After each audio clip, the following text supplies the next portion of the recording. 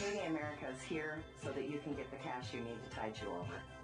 It really doesn't cost very much. It's a very cheap way to get the money that you need until you get paid again. Overdrafts are very expensive, and for less than most of the time what the cost of one overdraft would be, we can give them enough money to go and cover their bank account so that they don't get those fees.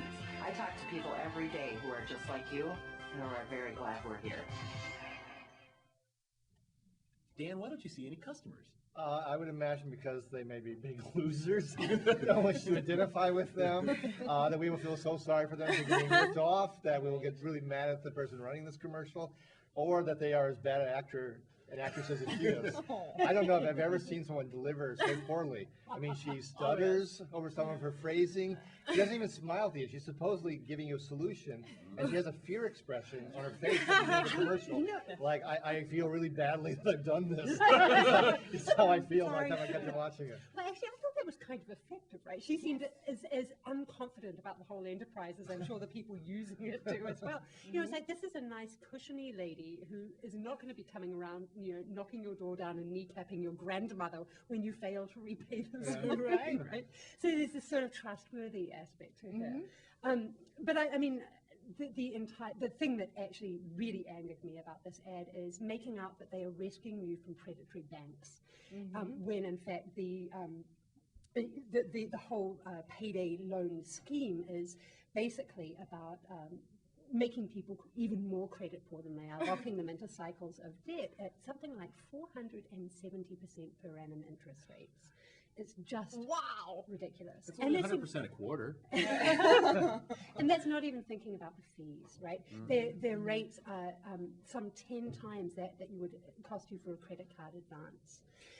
But in Zimbabwe, that would be only 1/10 of the interest inflation rate. Well, and this is, I mean, theoretically, and it may be the case, this is actually the district manager of one of these stores. So, you know, I love pointing out her bad acting. She, even while, you know, she's talking about how their charges are usually less, or maybe she said sometimes or typically less than a bank's overdraft fee. She looks up and to the right, which anyone who knows just elementary nonverbals, that's lying. So I was like, oh, that's hilarious. Like, she just totally admitted lying, you know, about this as she's saying it. So she clearly knows, you know, and the fear expression at the end, she clearly knows that she's not telling you the truth, and she's misrepresenting what their business is actually all about, which is taking advantage of people who don't have other options, right? And it makes it seem like people will, I mean, what she's presenting is that people will cash their checks and then they'll go to a bank and deposit it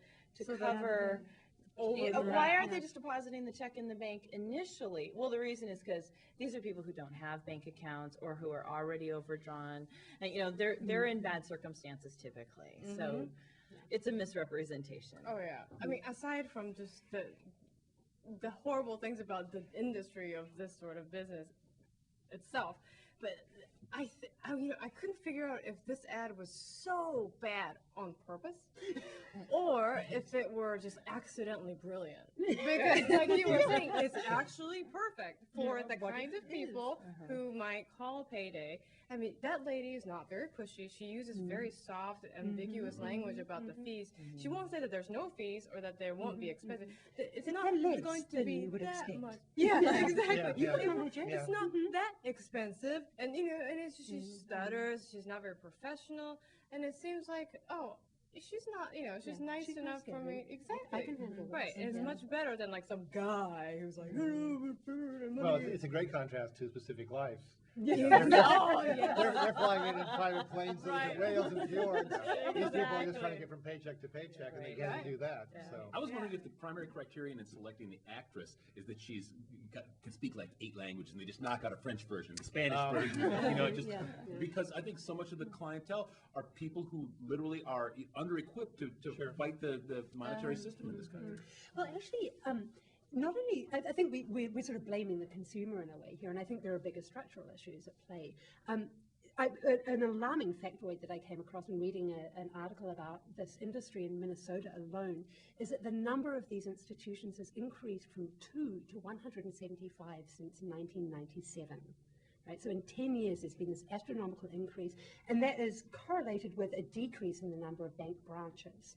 And these are predominantly opening in African American neighborhoods. Right? So there is a very deliberate sort of program of exploiting populations who do not have access to other forms of credit. I think that saying that they're exploiting people who don't know better is missing the point and is blaming the victim. Sure, and I think you go to another thing, which is, Congress went back and rushed through this bankruptcy law and making it tougher.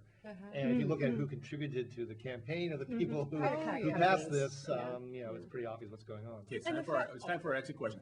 What is really there when you need it? Margaret? The internet. Kim?